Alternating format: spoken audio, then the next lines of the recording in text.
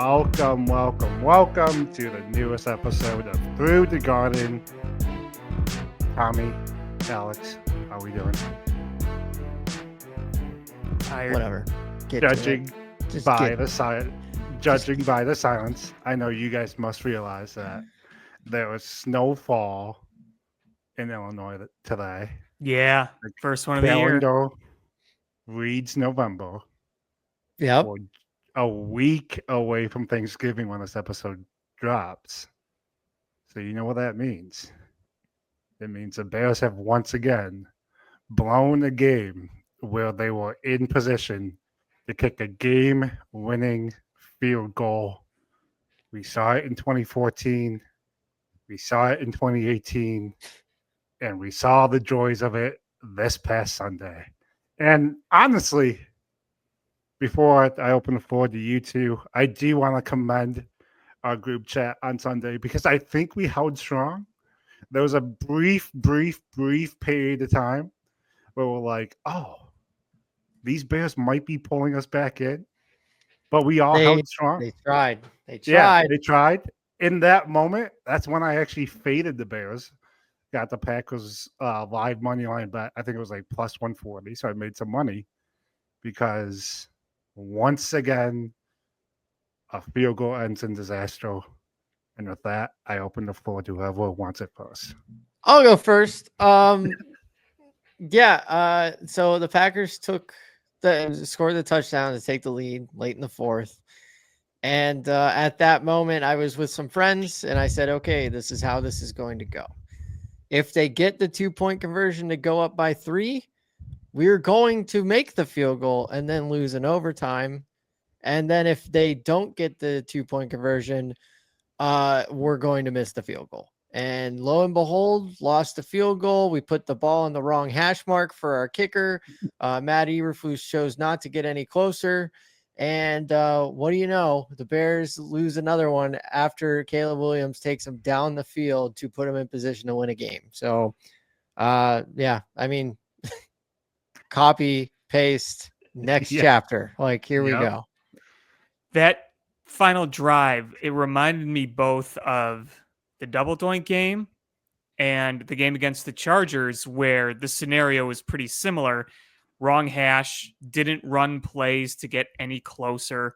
They thought they were good enough. And listen, it was 46 yards, right? Yeah. I thought, okay, Cairo can hit this, but the fact that you had a timeout and time to run another play, and you came out and said, we didn't want to run another play because we might fumble, we might go backwards. Dude, And then he said he couldn't run another play. I don't know if you heard that. He said he flat out.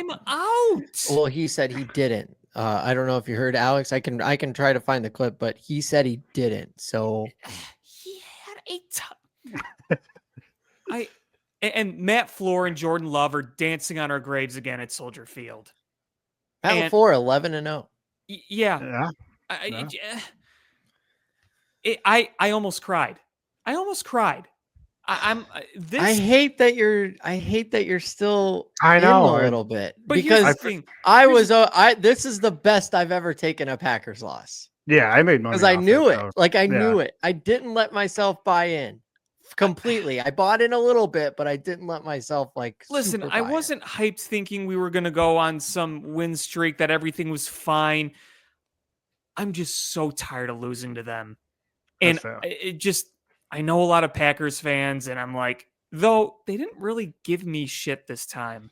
They have no reason to celebrate that win. Are you kidding me? I think they have their own problems. But I also think, because my best friend is a Packers fan, we watch most football Sundays together. But yeah, in person, she didn't give me too much shit because I think they've seen our struggles over the past month, and it's like, you guys are already down. What's kicking you going to do? Right. I mean, it's like, it's just, let me tell you this. I'll say this. If that happened, that same game, that same outcome happened against the Houston Texans or the Seattle Seahawks or something. Yeah. I would just be like, fuck me, turn off the TV and then be done with it. It's the fact that it was against them. I know. And I knew it was going to happen. Like to your point, I knew it was something dumb was going to happen, and yet, it piles up on everything in this city. Everyone sucks. Yeah. There's we'll get no into break. we'll get into some more suck. But I did some math before I turn it back to you, Jordan, because you started this topic. I did some math I just wanted to share with everybody. This is dating back to when Brett Favre took over as the starting quarterback of the Green Bay Packers. I think I got to mute you. Starting then and up until now, if we were to play on and the Bears wanted to accomplish getting back to 500 against the Packers in that time frame, not a winning record against them, just to 500, the Bears would have to win both games every year for 18 years. Yeah. They are 51-15 against the Packers since Brett Favre took over as the starting quarterback, which was 92-93, which is right around our time frame. So, yeah, I mean, it's nothing new. We had a couple blips of we're taking it back, and it never came to be. We didn't even have that. We didn't have nearly as many terrible games against the Packers when Favre was the quarterback as we did with Rodgers. Yeah, that's when Lovey was the head coach of the Bears, and you have to Towards look. the end, Lovey beat the Packers. Yeah, Towards Lovey. the end of Favre's tenure. He was probably 12 of those 15 wins, 1,000%. But so I mean, they torture us, and that's just what it is. And then, oh my God, I think you're right. Tommy, I legitimately think you're right. Lenny has 12 of those 15 wins. Yeah, because I mean, it was right in that. It was right in that time frame. I mean, we went to a Super Bowl.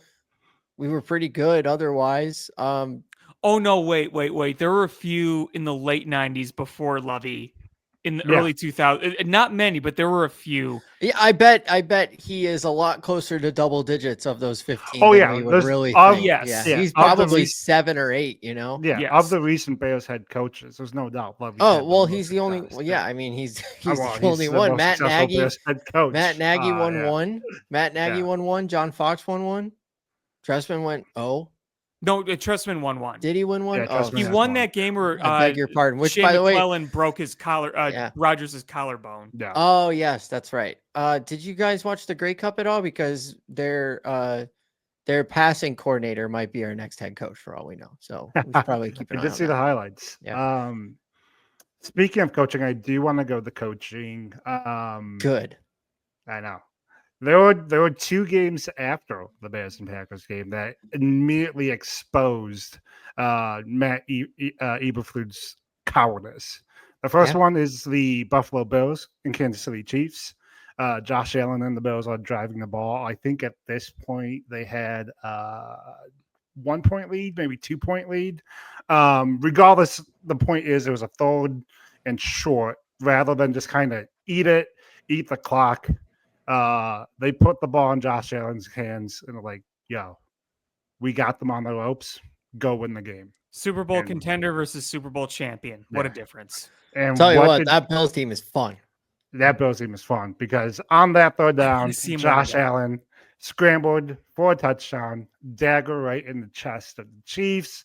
It was a really important moment, I think, if you're the Chiefs, because for the first time, they had a team deliver the knockout punch against them. Yeah.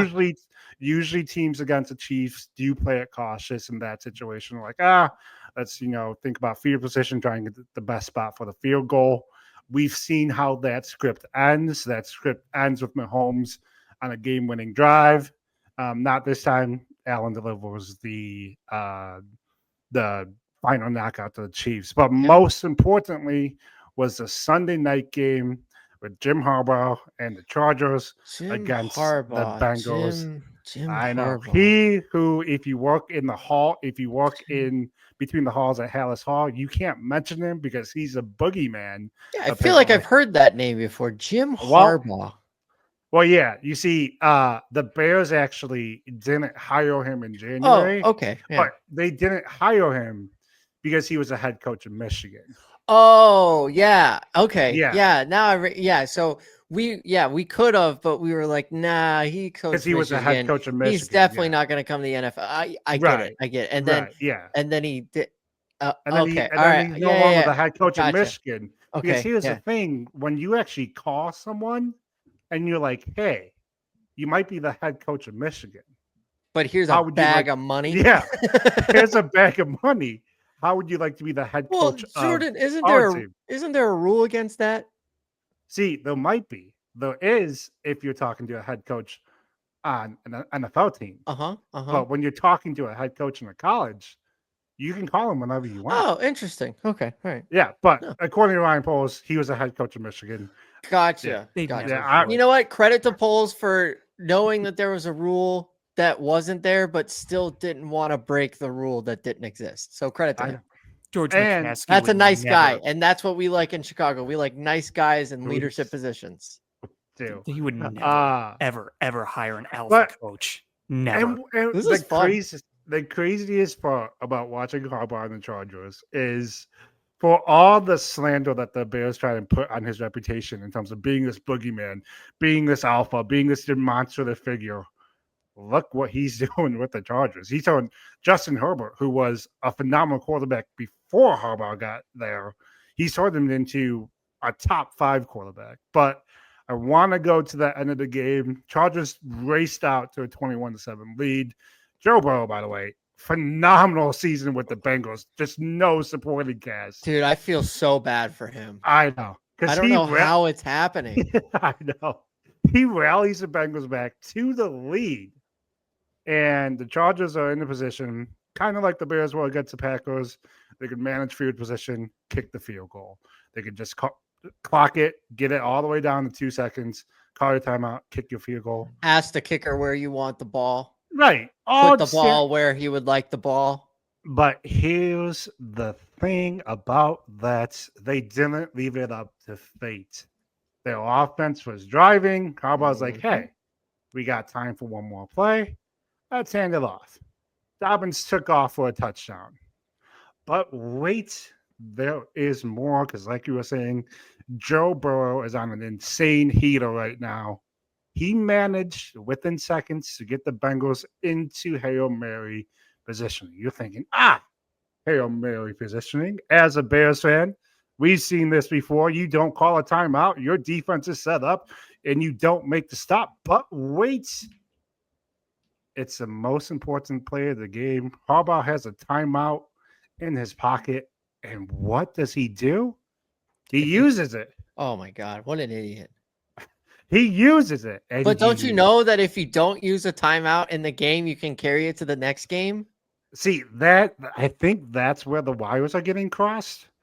Because I think Eberflus read the Bears PTO policy. And he got confused with vacation hours, but it's actually vacations hours that roll over. You know, he actually timeouts. is so good at stocking up on vacation time that he takes his early at the end of December and the beginning of January. So credit to him. He does. So Chargers take a timeout before the Hail Mary. The Hail Mary is thwarted, and the Chargers hold on to the victory.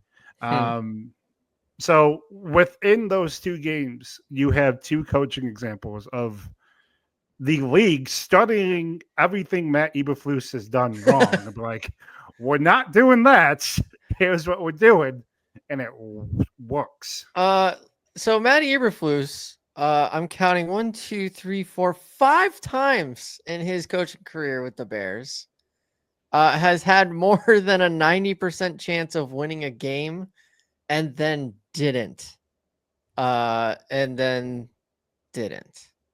So what is it gonna take?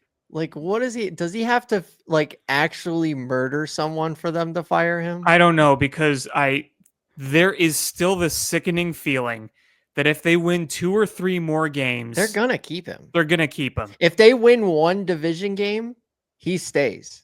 You guys know how this is setting up. The Packers will have clinched a playoff spot by the time Week 18 rolls around. Put They're the going to be backups sitting. in. They're going to be sitting their starters. Caleb The throws Bears- 5 I touchdowns. The know. Bears are saved. Eberflus is a The Bears hero. win, and they enter the offseason. They'll be like, you know what? Yeah. We saw a fight in that Packers game. We're rolling it back. You know, I was kind of worried that this is terrible because, like you were saying earlier, Alex, like it's the Packers. It's different. Like it's not just another game. It's not just another loss. It's the Packers. And the McCaskies is- claim that Yeah. it's different to them, and Yeah. yet here we are. Well, it's different to them because everybody else in the league, we kind of keep it at 500. Like you don't really Right. know what's going to happen. It's different Yeah. because we know what's going to happen against the Packers. Yeah. Yeah, it's sad, but this is how broken I am as a Bears fan. Is when we were lining up for that field goal, I was like, oh shit, if he makes it, then Eberflus is probably safe. That was Yeah. my thought. It was like, Yeah. shit, if he makes this, Eberflus is safe.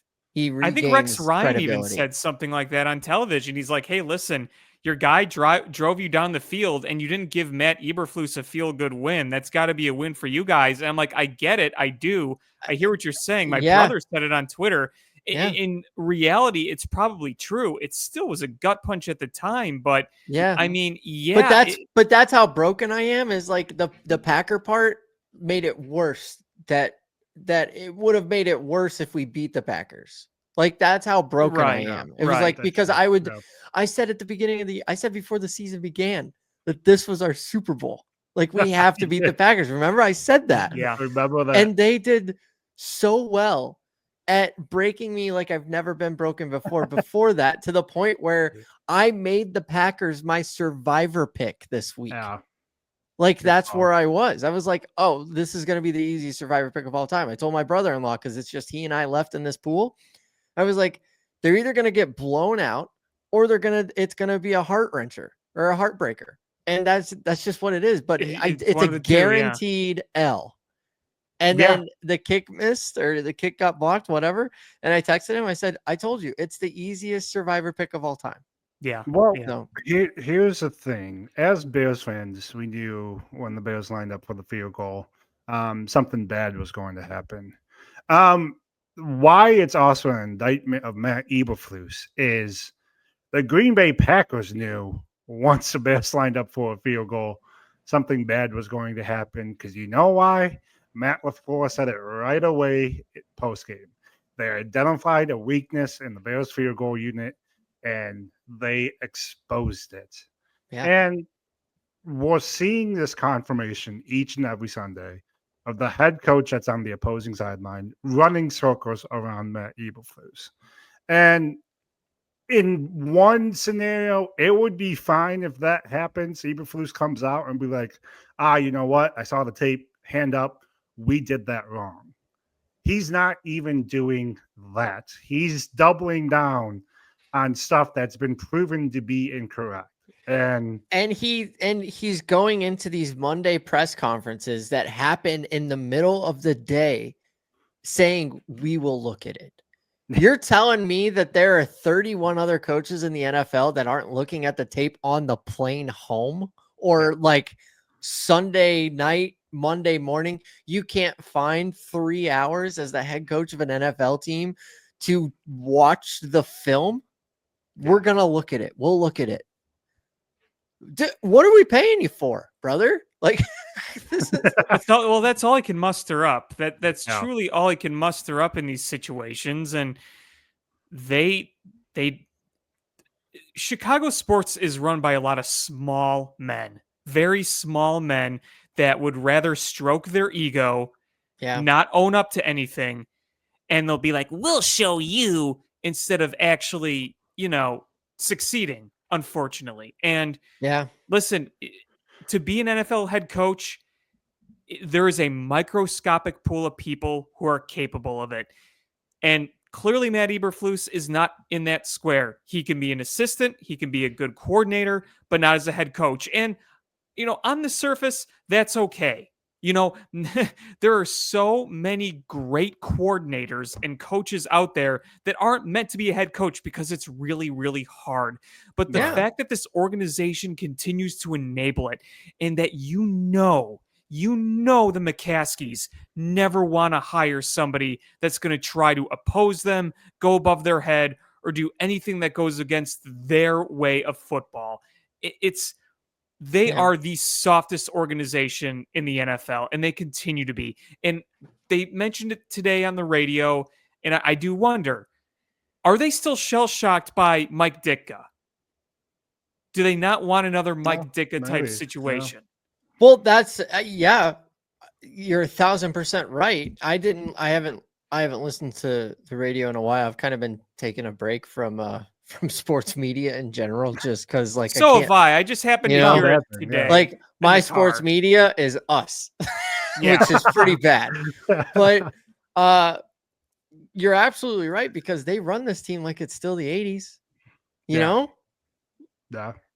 they think 1985 was last year. Well, I got news for you guys. The Bears are going to send actually clips of the field goal into the league officials because they Yeah. think there was a penalty on it. And that will show them, because out of nowhere, the league's gonna be like, you're right, Chicago. Let's get perfect. all the fans back in the stadium. Let's bring the Packers back to Chicago. Let's kick that field goal. Right. Yeah, let's do it. Right. Because guess what?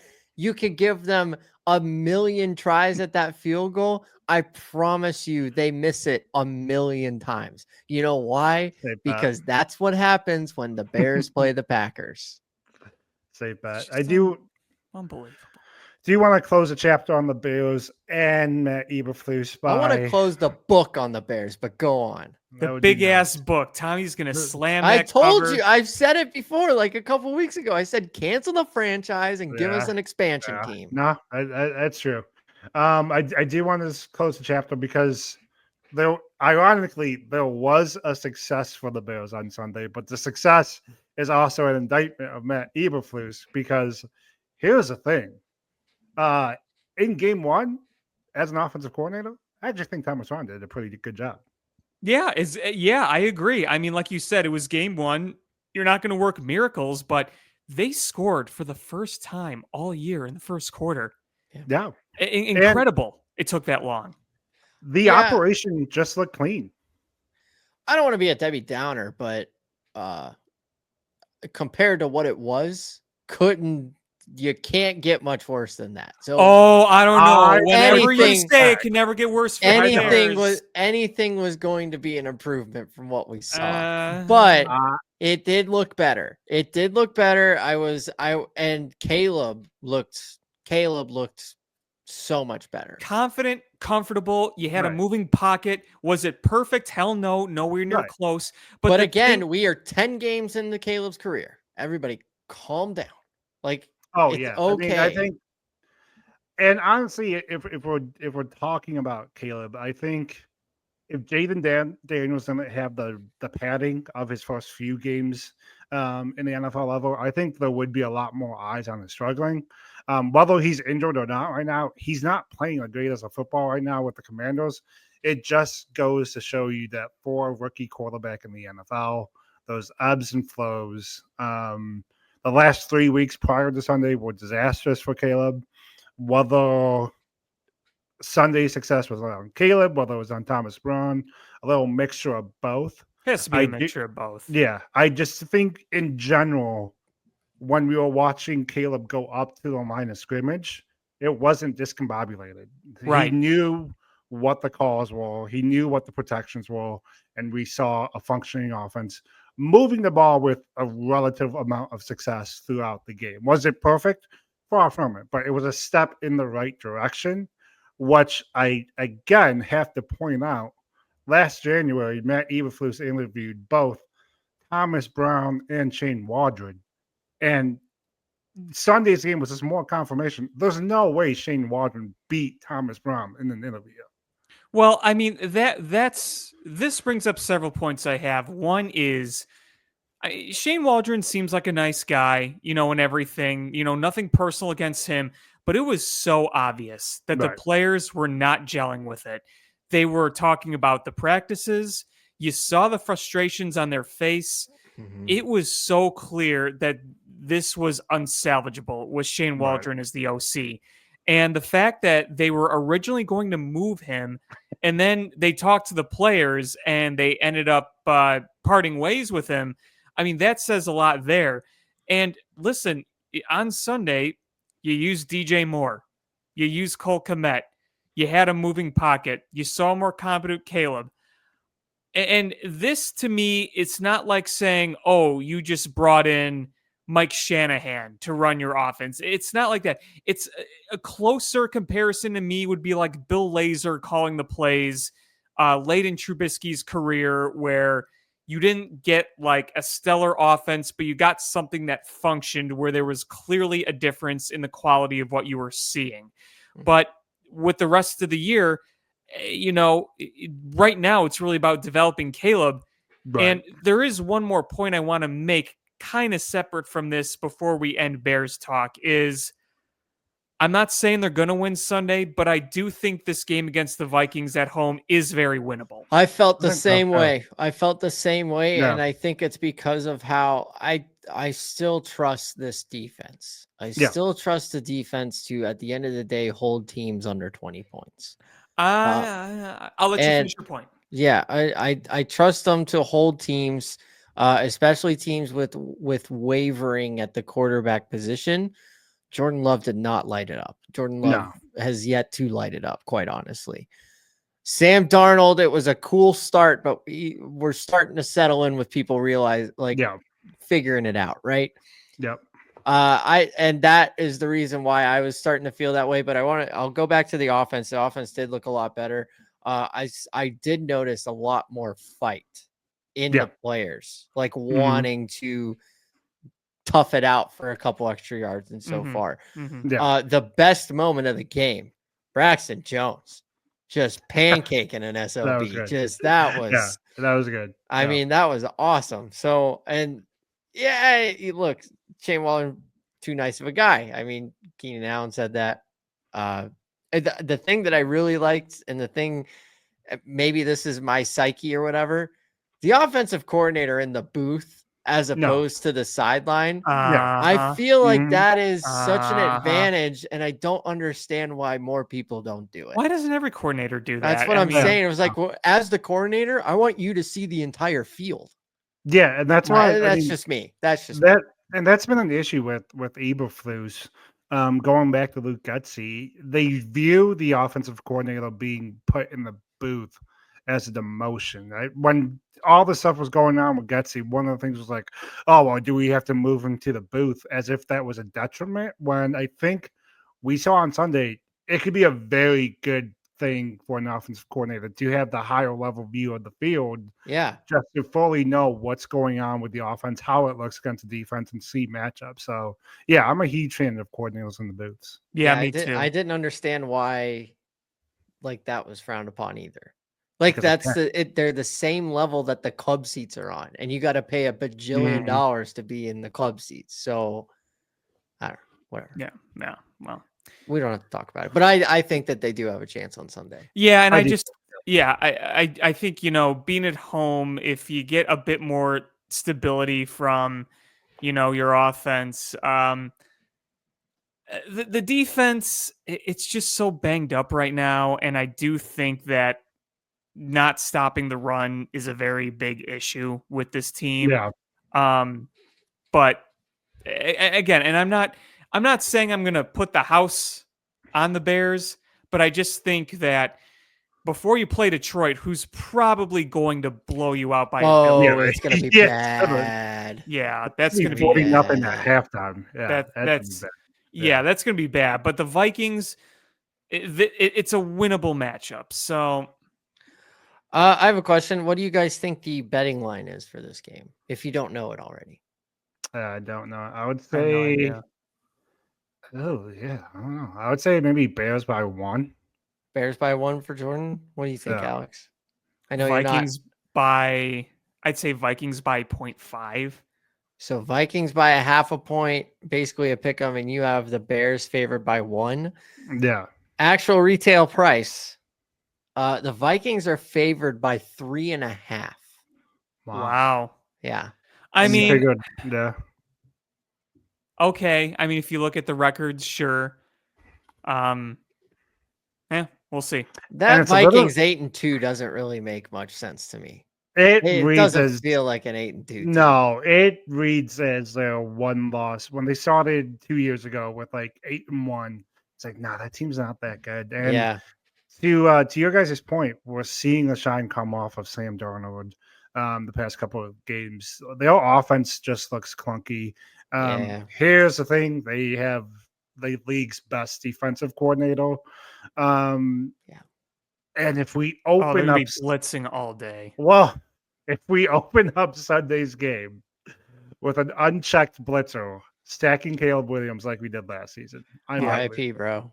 I might RIP. break my TV. Foot Yeah. Tyson Bajan. All right, Agent's dad over there.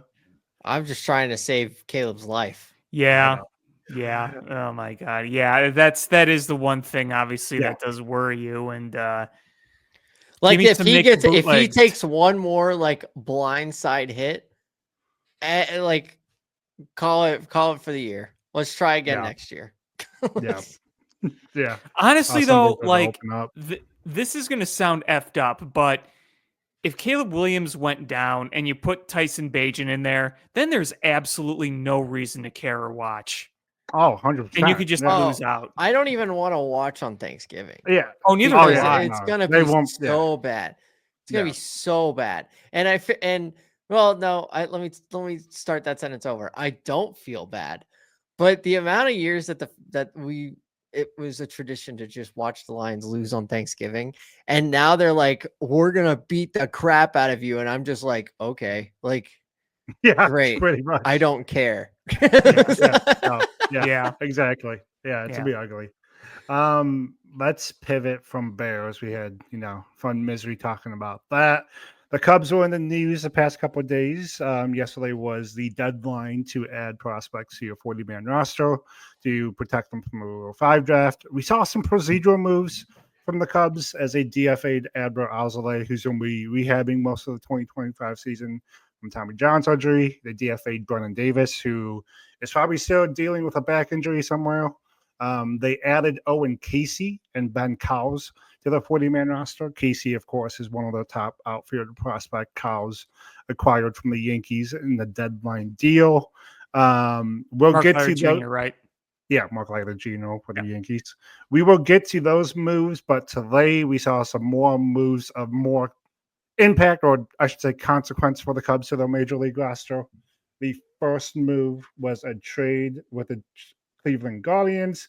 They gave up exciting outfield prospect Alfonso Rosario for Eli Morgan. Morgan had a sub-2 ERA pitching out of the Guardians bullpen last season. They followed that up by trading cash considerations to the Angels for backup catcher Matt Vice.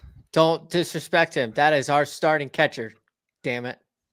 That's our guy. That's what we needed. We need some power behind the plate.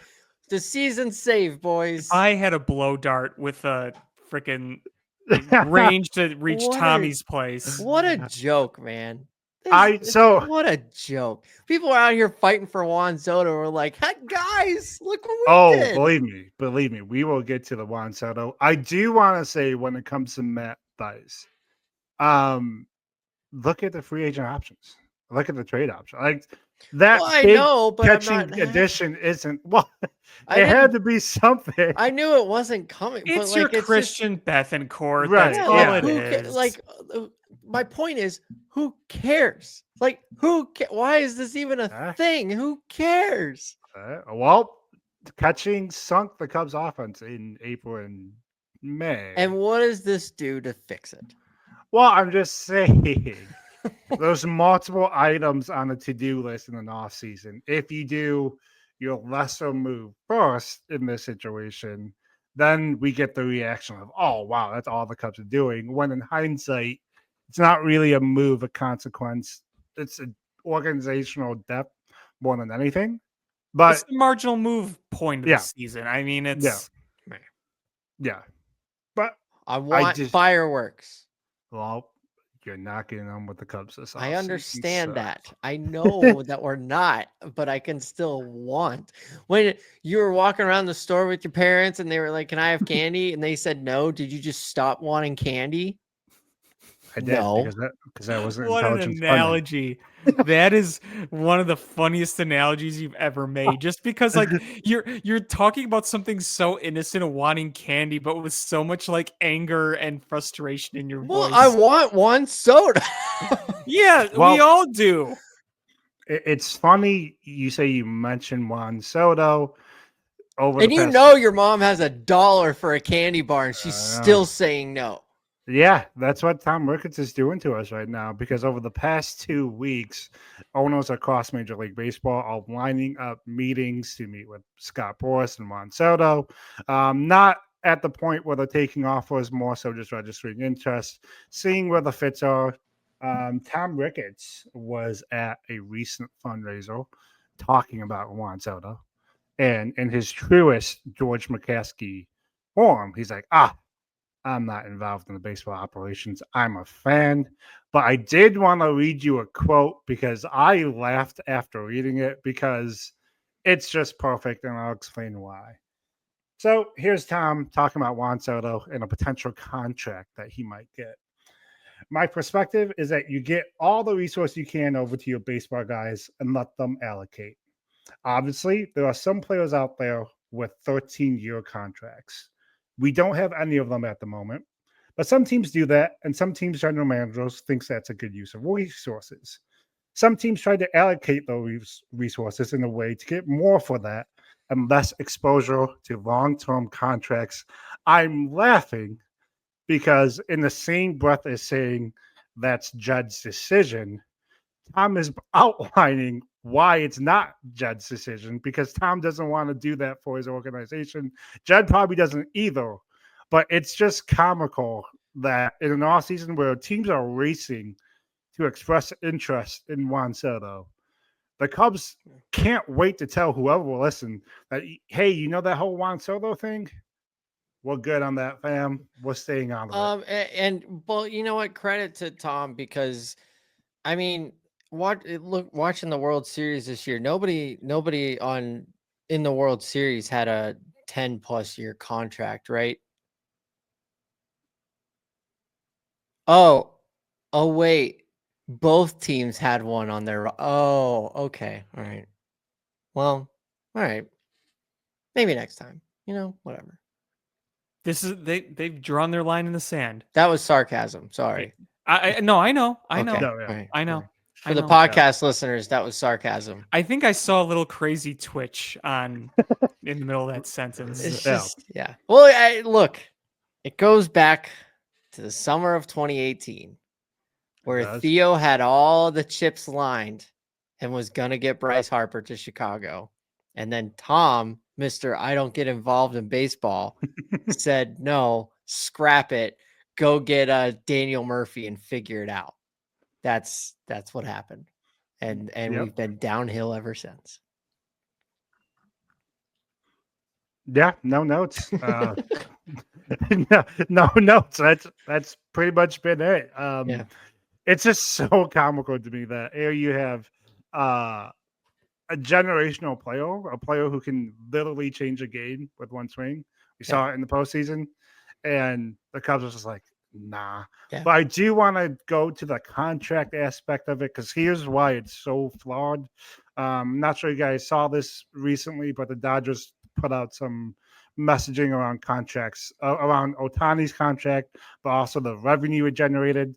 The revenue it generated far exceeded the expectations, which means if you spend on impact talent, that talent will in turn bring in revenue that's far more than what you're spending. But To be fair to Tom, like they're not getting revenue year round. They're just getting revenue in baseball.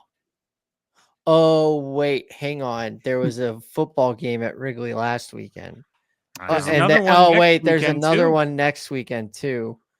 Okay, but wait, hang on. Hockey. There's an NHL game being played. Well, but that's kind of a waste of. No, wait, hang on. They're gonna play 4 other hockey games on it. Yeah, but they have uh, to cancel Winter Wonderfest Yeah. this Oh year know. no, because of wait. They're that. gonna do that and charge people to skate on the ice at Wrigley. So I guess they're getting revenue for that too. But where are you Um, getting the revenue for the spiced hot chocolates? oh, maybe in Gallagher Way that is open year round, and they own all the Oh. buildings with the restaurants, and they get their money. Maybe that's enough. No, that can't be right. No. You know what? They're broke. I don't know. Yeah, they're Yeah, broke. they definitely can't afford it. Well, it's not like they're charging their season ticket holders, but oh wait. Yeah. Yeah, they are. See, what we I know. didn't see was Tom Interesting. Ricketts and Crane Kenny both knocked on Tommy's door when he re-upped his season tickets. They took him by the ankles, hung Yeah. him upside down, and shook the dollars out of him. Yeah, Pretty and they much. didn't find much because I was already a season ticket holder. So, um, hey Alex, do you have that blow dart? I'd like you to shoot it to me Okay. and put me out of this because holy crap, I hate that. Like, Yeah. what it's did we not- do to deserve all of this at the same time? won the World Series in 2016? Did we did seriously sell our souls for that? We sold our souls for the Bears, the Cubs, the Hawks, the Bulls, the Sox, just for that. I mean, Hey, look at the results. Looks like that's the case. Satan's prices ain't cheap. Yep. You know, Blackhawks were the 1 seed in 2016, and then they got swept. Oh yeah, by By the Predators. Yeah. Yeah. Though I'm gonna say this: that team overachieved. Because Well, I yeah, remember. but we were the 1 seed. We were coming off the Stanley Cup. No, that didn't we? It was get swept 2 by- years later. That was It was- swept. We got swept by the Blues. We didn't get As swept. a- We lost in 7 to the Blues, and then we got swept by. That's the what Predators. it. That's what it was. We lost to the. Okay, yeah. Fun story. When we lost Game 7 to the Blues, I was wearing my Blackhawks jersey, and I was in Nashville, Oh, Mm, and we Yikes. lost, and they were not nice to me. of course Yeah. not. Of course not. And then, of Well, course, that we got checks out. swept the next year. Yeah. So, Yeah. Yeah. that checks out. One quick note that's concerning, I would say, about the Cubs offseason so far is they seem to be doubling down on their pitching infrastructure. They made a big hire to the pitching infrastructure team. Give me 1 second. I'm trying to find our story. But Tyler Zombro, who was previously with the Rays, is now with the Cubs. He's supposedly this pitching guru, which in theory, in the vacuum, is a good move. Here's the reason why it has me concerned is if you look at the names being floated to the Cubs right now in the offseason, it's not top of the market names. It's names like Nick Pavetta, who have really good stuff, but their numbers would Oh. suggest otherwise. And No, it they just- don't. Look at the FIP. It's not good either. Well, that's what I'm season saying. saved. We That's did what I'm it. saying. Thanks That's for what putting I'm that in saying. my head, Jordan. I That's was what I'm celebrating saying. that. I was That's happy what I'm about it. saying. The Season Cubs, Great. saved. Thanks. the Cubs are saying ignore those numbers that look bad because his stuff plus is really good. Ugh. Mm. God, we did that with Tyler Chatwood, and I remember I know. defended the Tyler Chatwood move because the Cubs were fresh off a World Series, and I thought, hey, this organization Do is no smart; they wrong. know everything. None will happen. Thanks. I was really happy about that hire. I was so happy. Then stupid Jordan comes and he's like, To "Whoa," be and I'm like, to "Oh." be fair, that was the Theo era, and he was told he could go buy Bryce Harper. So Yeah. So But Chatwood was before Bryce Harper. I know, but like, wait, They Alex- paid a lot for Tyler was Chatwood. 2018 Tyler Chatwood? That was right. Going into 2018? 2018. Going Yeah, into that's what I'm saying. 2018. So there was a plan to get Bryce Harper in free agency in 2019. Tyler Chatwood was part of the plan. He's like, fine, I'll take on Tyler Chatwood. It doesn't matter because Bryce Harper's going to be hitting bombs in 2019. and then what happened? Well, they told him that he wasn't allowed to, and then Tyler Chatwood did not do good. he was giving up the bombs that Bryce Harper was supposed to be Sure. hitting. Yeah, Yeah. give or take. It did not go well. You know, I No. don't want to make this like ownership like excuses, but I do think it's interesting. Remember the 2017 2018 offseason? They paid for Yu Darvish, Mhm. Tyler Chatwood, who was not necessarily cheap. No, And- it was like He was the top of the market, and there were other teams going after him. Yes. Yeah. And Mhm. there was Brandon Morrow. All three of those Oh, guys in 2018, How about Brandon disaster. Morrow? Yeah. And they spent a lot of money on those And guys. who would have thought, like everybody was going after those guys, and they chose the Cubs, and it didn't work out. And that's probably part of their PTSD of like, oh, we can't spend on these guys. No, it definitely Add on is, yeah. Hayward to that. Hayward, and yeah. Yeah, Hey, Darvish, yeah. Hayward were the top two for sure. Tyler Yeah. Chatwood's up there, Brandon Morrow's up there. Yeah, definitely. Again, it's Yeah, not an no. excuse, but I'm thinking through their thought process, and But that's the thing. Like when you own a Major League Baseball team in the third largest market, mhm. you are expected to go out and pay and do those things because and some things won't work. okay, super unlucky that it happened 4 times in a span of 2-3 years, right? You keep taking Sucks. swings. But you keep taking swings. The Yankees keep taking swings year after year after year. DJ LeMahieu didn't work out. I just had another name in my head. It didn't work. Oh, didn't they pay Jacoby Ellsbury a lot of money? They paid Jacoby did, yeah. Ellsbury. They paid Matt Holliday. They like all these guys. Like it didn't work out, and it's okay because they just kept swinging, but they were still contending every single year. I think they took 2014, like Jeter's last year. They were not in the playoffs. And then- 2016 was And a 20, reset. yeah, 2016? 2016 when they sold Okay. Miller and Chapman. Mhm. Yeah. And then they reloaded right after that. Yeah, and then Oh, they that's the reload. thing, Yeah. yeah. I think they were bad in 2014, and then I think they were in the playoffs in 2015, and then they unloaded in 2016, knowing that they were just going to buy all their guys back, and then they were in Right.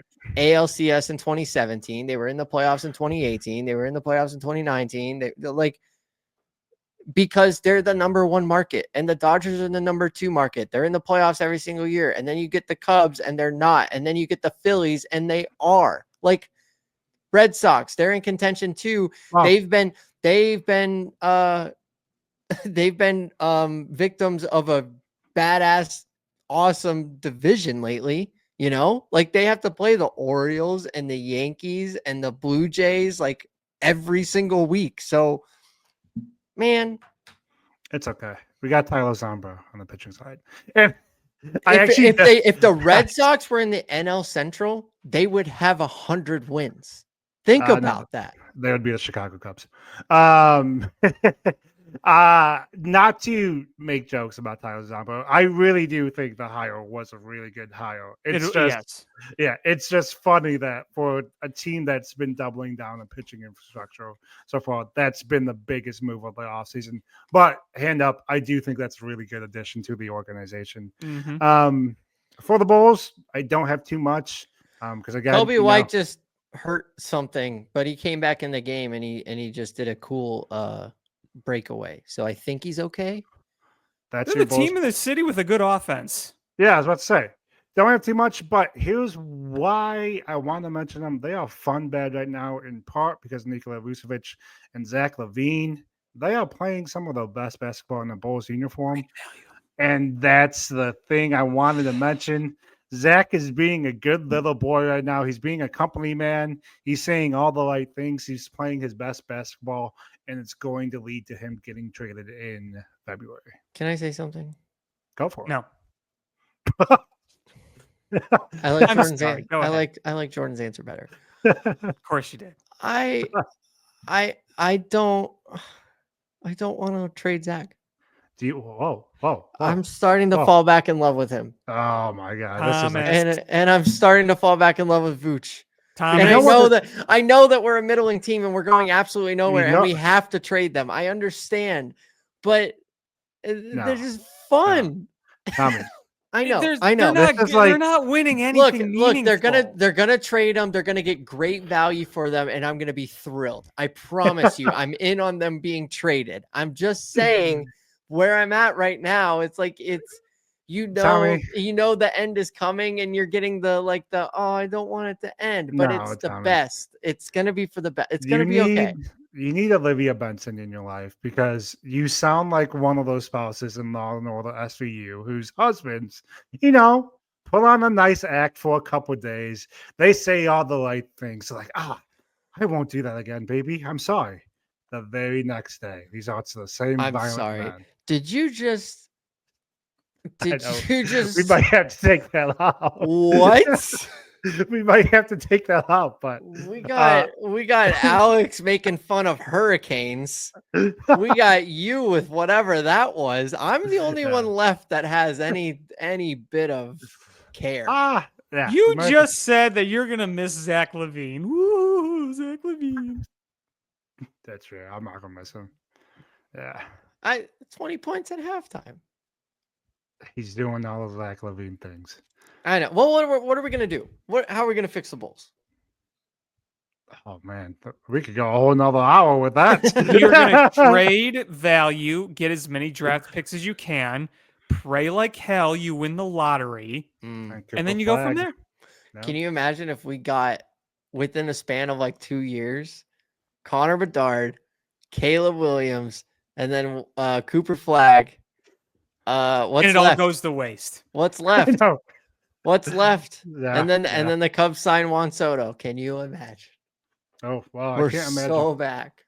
Can't imagine that. But let's talk about Connor Bedard. Let's go to our resident hockey expert. No offense to Tommy, but Alex is quite a bit taken. But Alex is our man when it comes to the Blackhawks.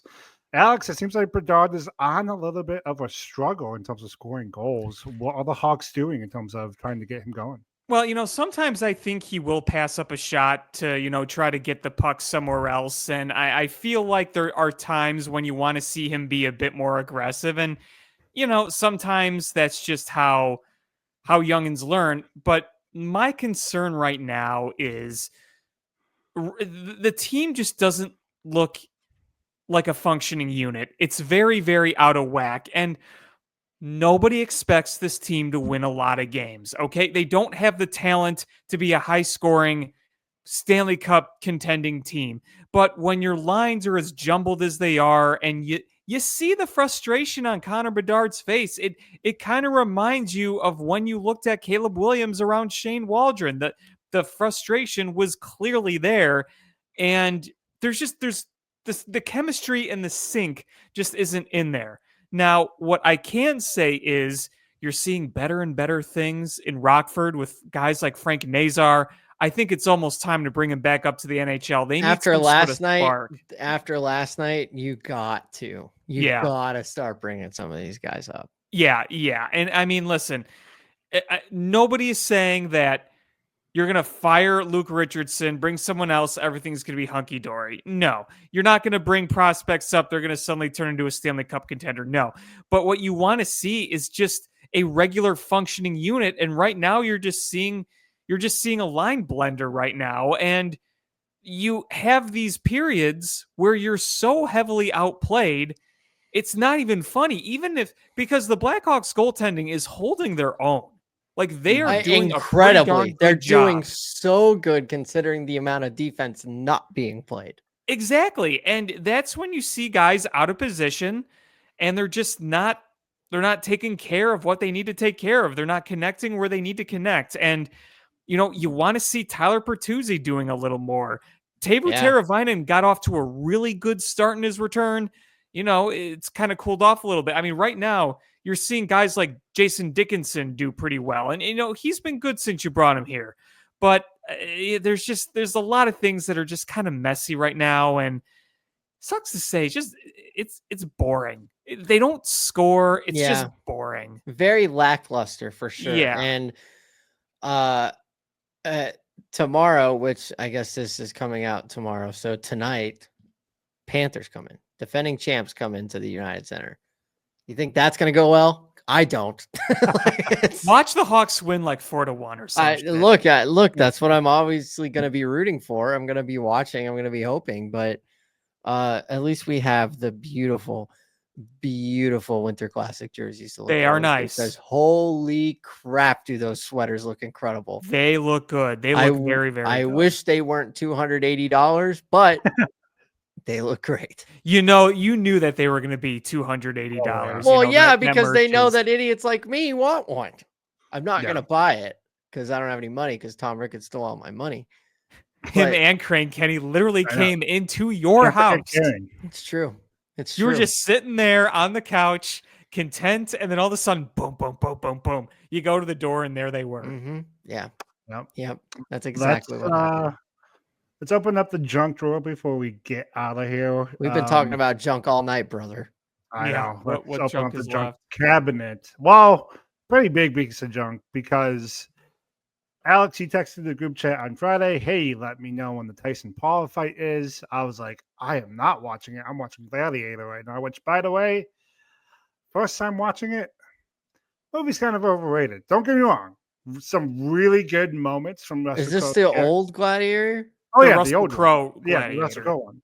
Some really good moments with Russell Crowe, some really good line deliveries there, but a movie as a whole, I don't think was as phenomenal as some people hype it up. You to be. watch the specific scenes, I feel like, and you listen to the soundtrack, because the soundtrack is The soundtrack, yeah. phenomenal. The soundtrack is I'm glad we're all sitting down. I've never seen Gladiator. I've never seen Well, scenes from I mean- Gladiator, and I've never heard the soundtrack of Gladiator. wow. Well, isn't the Blackhawks intro the Might of Rome from Gladiator? I don't know. I've never seen it. He's never That's seen just it. the intro to the Yes. Blackhawks. To tell me that's the intro to the Blackhawks. That's literally the intro to the Blackhawks. Tell me I to would be watch Gladiator and be like, hey, this is the intro to the Blackhawks. What are the Blackhawks theme music doing now? All right, I'm gonna find it. Talk amongst yourselves. So I get done watching that at like 10:30. I'm like, great. I can actually see what the debacle is of the Tyson and Paul fight. Here's the thing. I turn on my Netflix, can't see it because it's just loading, buffering the whole entire night. It did come crystal clear from one unfortunate moment from like Tyson in the locker room. Oh, yeah. Mm. But other than that, the whole fight, it seems, was a disaster. Here's why I'm nervous. It has nothing to do with the fight. It has everything to do with Netflix. As we've hyped up on this very podcast, January 6th, Monday Night Raw is moving to Netflix. Acknowledge our tribal chief, Alex. We can wait. He's eventually going to do it. Oh, he's texting us the Gladiator thing. Yeah, Hans I am super nervous. I also my wife falls asleep to Netflix, and sometimes I don't fall asleep at the same time as her, so I will continue to watch television. This happened on Friday night. I was scrolling Twitter, and she had The Office on. She was long asleep, but then I scrolled Twitter and was like, hey, the fight's about to start. I was like, all right, fine, I'll bite. Yeah. Even though I knew what the result was going to be. Right. I texted my sister because she was excited about it. And I said, I don't want to ruin your excitement, but they're barely going to throw punches because Mike Tyson was obviously paid off to just make this Very much publicity so. stunt happen. Well, and That's he's almost exactly what 60. happened. Yeah. Exactly, But I yeah. turned the channel on Netflix and I put the fight on, and then it said 25% in circle. Yep. And I scrolled That's all I Twitter got. for 15 minutes while it still said that, and I forgot that it was doing that. And I was like, all right, well, I guess I'm going to go to bed now because I'm not going to Yep. watch this. So yeah, I watched I am AB's stream. I am ashamed to admit. nervous. I am nervous for Monday Night Raw because Yes. no, this is a thumbs down situation. Just a thumbs StreamYard. down, give that.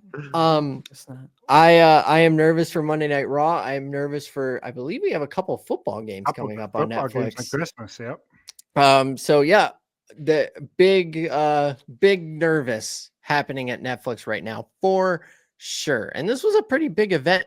It was such a big event, it broke the Cowboys stadium. So Saw that. yeah, I mean, they should be very nervous going into this. especially because the very first Monday Night Raw on Netflix is kicking off John Cena's retirement year. And I swear, Netflix, if I get hit with that 25% as his theme music is playing, oh, there will be problems. We need to come back a little bit before Okay. Netflix happens. Alex, talk about yourself. War games. Yes. We have two teams that are forming, and there is one spot that needs to I'm be filled. so mad. I'm going to be so mad if it's going the way I think it's going. What do you think is going to happen? Because I have a theory too. I have two theories. If it's Seth, I will never forgive that booking because Seth, for as much as like Roman has brought back Jay, Jimmy, and Sammy, Yeah. Seth teaming with Roman would make no sense whatsoever and Yeah. would throw the ending to last year's WrestleMania out the window. Yes, I don't think that's what's going to happen. No, my other theory is I think Paul Heyman, who was teased to have his return last Sunday, is getting with his Paul Heyman guy, CM Punk. Yep. And CM Punk is going to be. That's what I think is going to happen too. Yeah. I also believe that is what's going to happen. Yeah. And when it happens, it's going to be amazing. It's going to be great. It's going to be just as great as last Survivor Series when Punk came back. War Games was over. We're like, oh, what a good show. And then, but wait. Just like that. Yeah. That's exactly how it played. Yeah. On the audio. Well, so, I saw something from CM Punk. He said that's the loudest arena he's ever been in. But I'm sad because that overtook his first appearance with AEW. With AEW, I was there when that happened. That was a cool moment, and it was the worst kept secret ever because everyone knew that he was coming back. We sold out the United Center for AEW. Yeah, and I mean, we chanted CM Punk's name for like 3 hours before the thing started. Oh yeah. And then it starts, and we're still just chanting CM Punk, and then same thing, and then we just went nuts. Yeah, no, I think whether it's this SmackDown or next SmackDown, I think we probably get Paul's return first, and then as a wise man, he'd be like, "Oh, I'm working on something." I doubt we see Punk before Survivor Series. I think they do save it as like a surprise. Yeah. All right, I'm sorry. You can come back, Alex. Let's talk. Okay. Let's do the college football thing really quick before we get out of here. Folks, roll damn tide. I'm back. Bam was going all the way. Speak for yourself. Boise State is going to just clean house. That's what I'm pulling for. I want Boise State to win the national championship. I want the most chaos. Pandemonium. Yes. And I would love to see Georgia have to go play Indiana in Bloomington. Hot take. Georgia's going to get smoked in the first playoff game. Georgia's not good. No, I'm sorry. Georgia's not good. Georgia's not good. Carson Beck is a bum. Okay. All right. Illinois is a winning season. Also, Michigan State sucks. I will say I'm not a fan of Oregon. Well, I take that back. I'm a fan of Oregon. I'm not a fan of how they're playing this year. I think they're very beatable. If you were to have to place a $10 future on any team to win the national championship right now, who would you pick?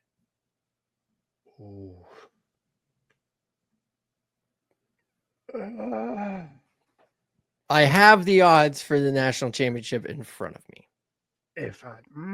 You have $10 and you have to pick a national champion. Who are you picking? Not going to be Oregon or Ohio State. Those are the two favorites. No. I mean, I'd pick Oregon over Ohio State. Oregon is plus 450. Oh, yeah. Ohio State is the favorite right now at plus 320. Absolutely not. That's a fraud. Nah. As long as Ryan Day is our head coach, absolutely not. Yeah. I think Ohio honestly, State. I think I would pick Ohio State. I can't do it. I might go with one of the SEC teams, to be honest with you. Bama right now is plus 800. Texas is plus 500 along with Georgia. Ole Miss is plus 1,100. As much as I hate them, I might have to give it to Georgia. I know I just said hot take. They might get eliminated, but if I'm going with a bet that I want to make money, not necessarily going with the favorite, Sure. I think I would put my money on Georgia. I'll be putting my $10 on Boise State to win 1,000. So Colorado Buffaloes. Colorado's Fine. plus 5,000. That would win you $500. Yeah, it's gonna be fun. I'm very much looking forward to this format. So yeah, it's gonna be very fun. Cool. All right, boys, we made it. We did. I'm We assuming we're taking next week off just because of the holiday situation. Yeah, we probably should. Yeah. Should take next week off. Pretty busy next week. Yeah. Would anybody like to share what they're thankful for? The way you said that. Not sports related. Thankful to be welcoming in a baby girl here within the next month and some change. Mm-hmm. I'm, thankful for my friends, my family, the job that I have, and all that good stuff. Yeah. I feel like he's setting us up with something. I just don't. No, I'm not setting. I was just gonna say I'm thankful that we, have this platform that we've created for ourselves. Yeah. Just sit Me too. for an hour once a week and just get mad. Just get mad and it'd be okay. There will be a podcast episode. Maybe not next year. Maybe not the year after that. But we'll By have the time when we're doing this, when we're 65. We'll have at least one episode where all the teams are in unison and we're not upset at any of them. I think you're gotta go to an alternate universe for that. Or move to Boston in the 2000s. Yeah, right. That too. What a time that must have been to be a Boston fan. Yeah. All right. All right. That's it. I guess. To 2 weeks from now. Talk to you then. Who knows? Peace out. Wait. Time out. Uh-oh. Time out. Flag on the field. Wait. 30 Did seconds. you just do something, Matt Eberflus? You take a timeout at the end of the nap? Wow. Yeah, 30 seconds. Shocked. We need to name the podcast. Oh. Something the host is supposed to say, but Yeah. I totally forgot about that. Who's naming it? I think it's my turn. It is your Or is turn. it Alex? Tommy. Is it my turn? It is your turn. Okay. Yeah. Man, I should have thought about this before I brought I it know. up. Well, let's recap what we did tonight. The Bears stink. The Cubs stink. The Bulls stink. The Hawks stink. We talked about the junk in the drawer. The junk in the drawer. I'm gonna name it "Let's Be Thankful." What a misleading episode. Someone's gonna see it and be like, "Let's be thankful." I want to click on that. Hell yeah, Feel- positive. Feel Nope. good. And then This it's just sucks. Everything sucks. right. I love it. Let's go with it. Great. Tommy, I still can't get over. Does anybody want to share what they're thankful for? I know. You're just so It's so- sheepishly about it. I know. And that's gonna Oh, be man. when it all comes full circle in an Oh. hour and 4 minutes in. Ba-la-ba. All right. Peace out. Next.